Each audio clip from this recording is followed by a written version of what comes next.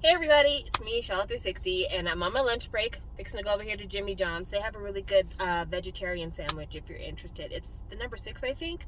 The veggie, really good.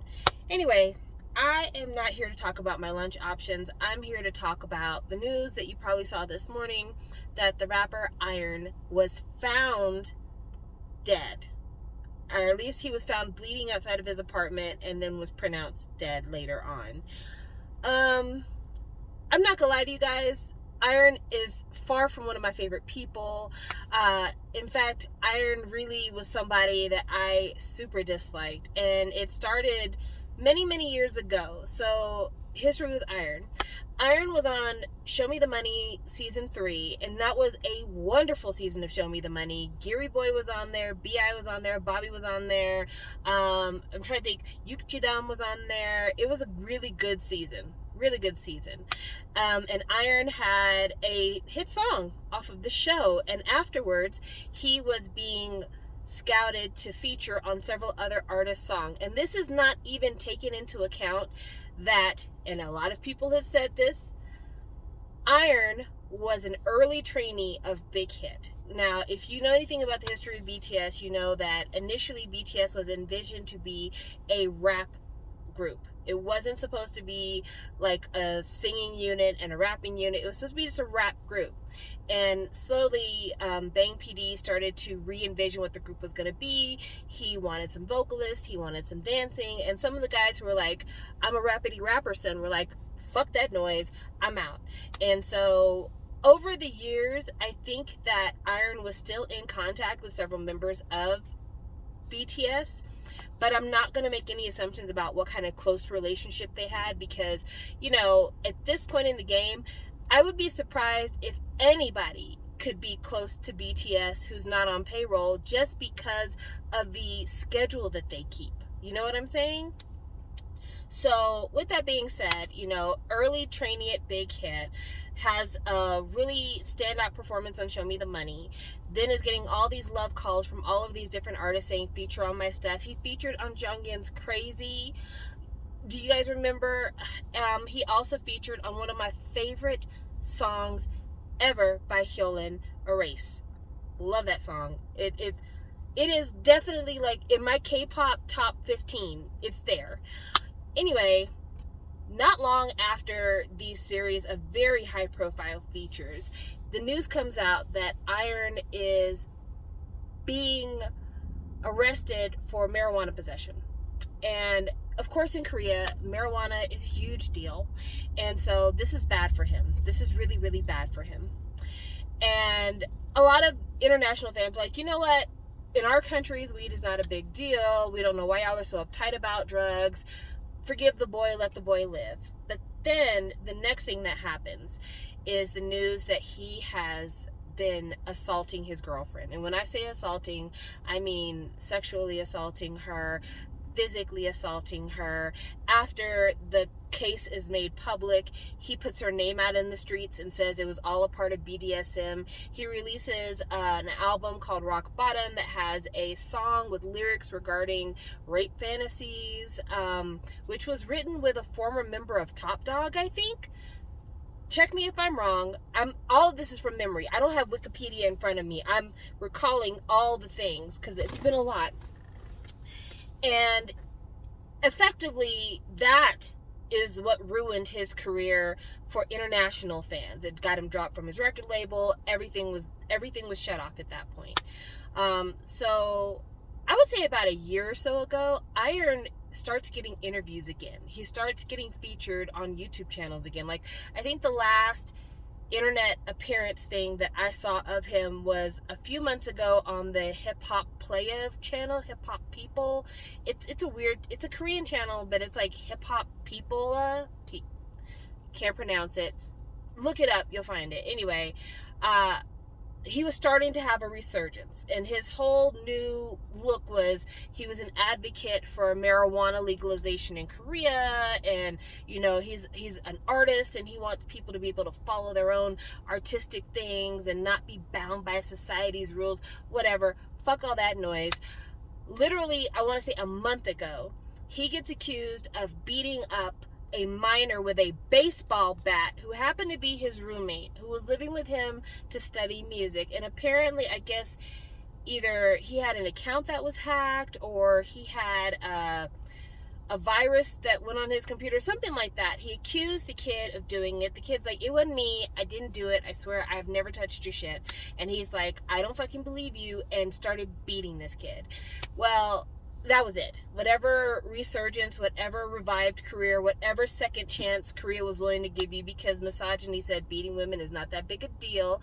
Killing women is not that big a deal. Literally, there's a guy who used to go on Variety after he ran a woman over in the street, stuffed her in the trunk of his car, and tried to get rid of her body. He became like a famous Variety person after that. Anyway, long story short, that pretty much put the kibosh on any international support, any local support. People weren't trying to hear that noise. And now he's found dead. And, you know, I personally feel if you just look at the actions of his life, that man can rot in hell.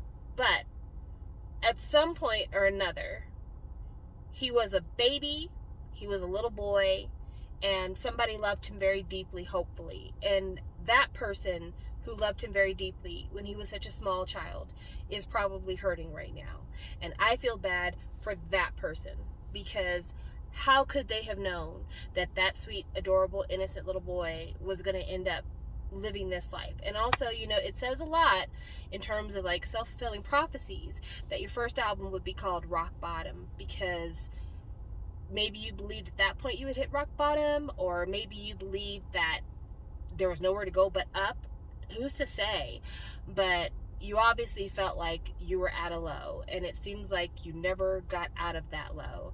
And also, when I said someone might have loved him when he was a little boy, I don't want to specify necessarily that, oh, his family is so great either, because I believe it was either his mom or his sister who tried to pay the ex-girlfriend to tell the press that she wanted it and that it wasn't really him. Like, the story regarding that whole situation is wild. You'll have to look it up. But somebody, maybe a grandmother, somebody loved him, and this would break their heart. And he was 29, which is very, very young. At least to me. I'm 41. 29 feels very, very young in terms of so much more life left. So I had to make sure I talked about that today, because it feels like it's a thing that needs to be bookended. You know what I'm saying? Outside of that, Kyunsoo's out the military. So officially, he's been away from the base for a while. He took his last vacation and was told not to come back because of COVID. So he's been actually physically out of the military for quite a bit. But today, legally, he's out of the military, which means he was able to do a V Live and he could start making money officially again. So today is actually like actual Independence Day. And we're glad to see him back. I'm actually really excited because of COVID. This is going to sound crazy, but initially, a lot of people, including myself, surmised that the reason why Kyunsoo was enlisting so early, because he still had, I think, another year or so before he had to enlist, but he was enlisting so early because there was a movie sequel that he was really interested in being a part of, and he wanted to get his enlistment out the way. That way he would be available to be there through filming and during promotions, which is super smart on his part. He's like, okay, I could film it, but then I'd probably be in the military during promotions. And so, no, I think I'm just going to go ahead and enlist now. And then when it's time to film it, I'll be able to film it, promote it, and then do my next gig. So, like, the guy's thinking on a higher level here. Anyway, because of that, he enlisted in the military before all the COVID stuff happened. And now, because of things, it looks like his movie is going to be postponed because, you know, movies take hundreds of people to get off the ground. And because COVID has resurged, there's just no way to keep a set healthy like that. So yeah, at this point in the game, he's like, the movie's probably on the back burner. So what can a nigga do to stay busy? And the answer is get in that studio, make that solo album, do that. That's what we want to see. I don't think I'm the only one who's thinking that either. Like, COVID has given you a fine opportunity to go ahead and release that solo album. Do that thing. That's what we want to see. I don't know if he'll do it. I don't know if he's even interested. I feel like singing for him is a hobby and the acting is the real gig, but I would like to see it. I would like to hear the album. I'd like to put it in my ear. But that's exciting news. Also, there was an actress slash model who passed away. Also, I didn't want to mention her when I mentioned the Iron stuff because I don't want her name tagged on to his.